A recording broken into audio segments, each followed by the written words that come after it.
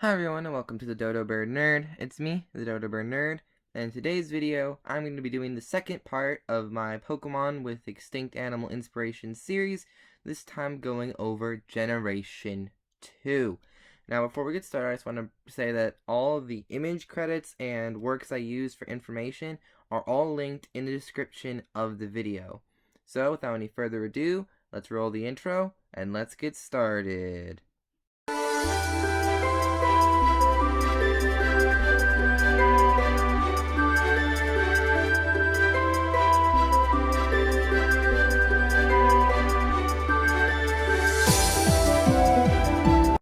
So briefly, the first thing I would like to discuss is the three categories that I sort the Pokemon into based on how closely they fit their extinct animal inspiration.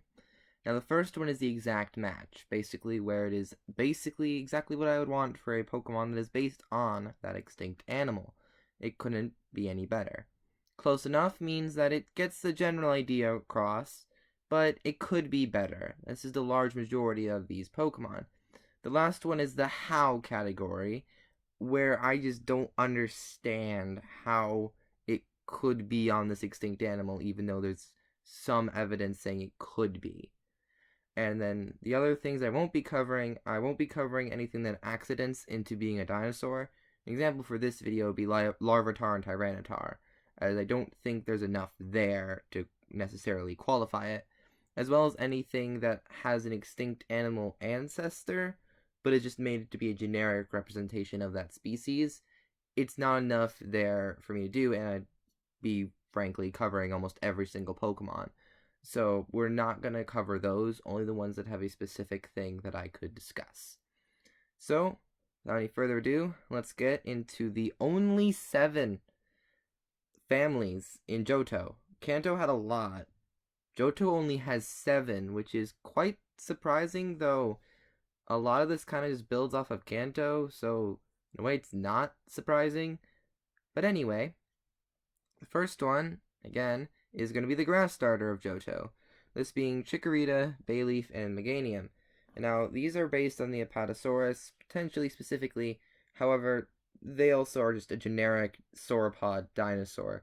Now, this is an exact match. They're just a sauropod dinosaur.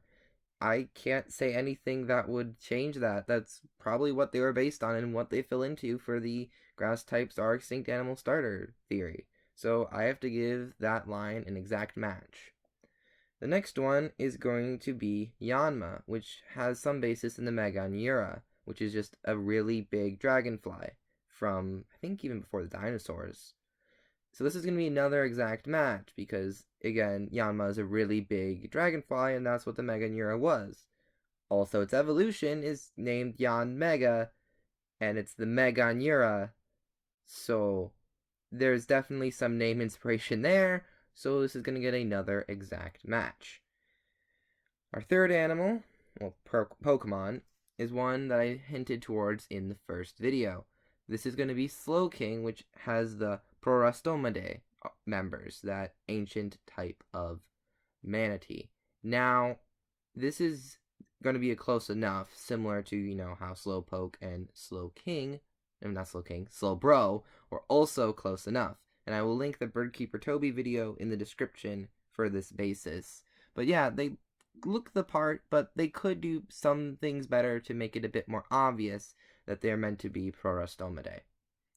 The fourth one is going to be Giraffokeryx, which this is a one that I am kind of giving to it. Yeah.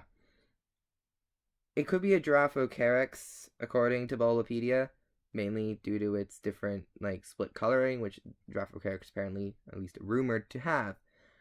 And so I'm going to give this a close enough. I can kind of see it, but at the same time, I'm thinking they were just planning a basic giraffe and accented into this, and while not the same as the dinosaurs, this one's a bit more specific.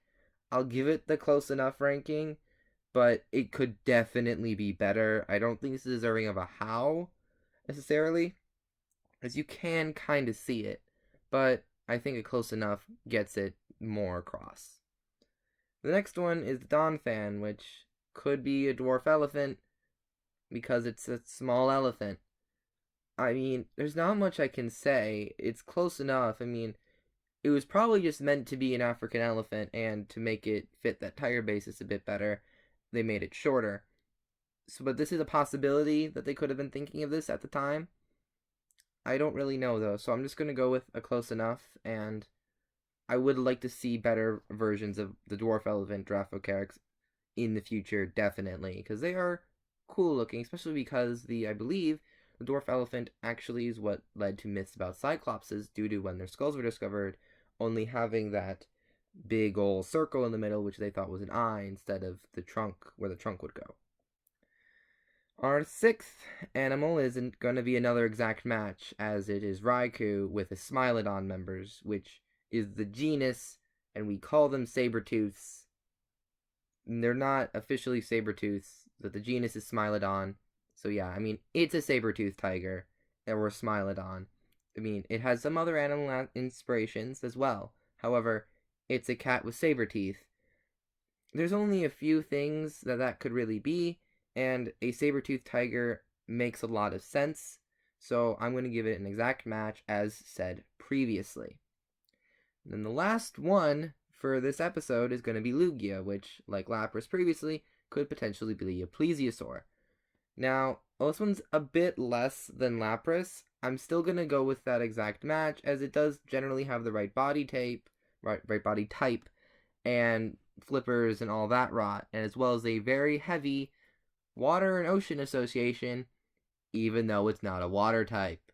And plesiosaurs lived in the water, so it has the right general basis and design. So I'm going to go with an exact match again for this plesiosaur, but I'm still going to give Lapras the edge in terms of being a better plesiosaur. So this is still a good plesiosaur, but Lapras is the better one, is basically the point I'm trying to get across. And that's it for Generation 2.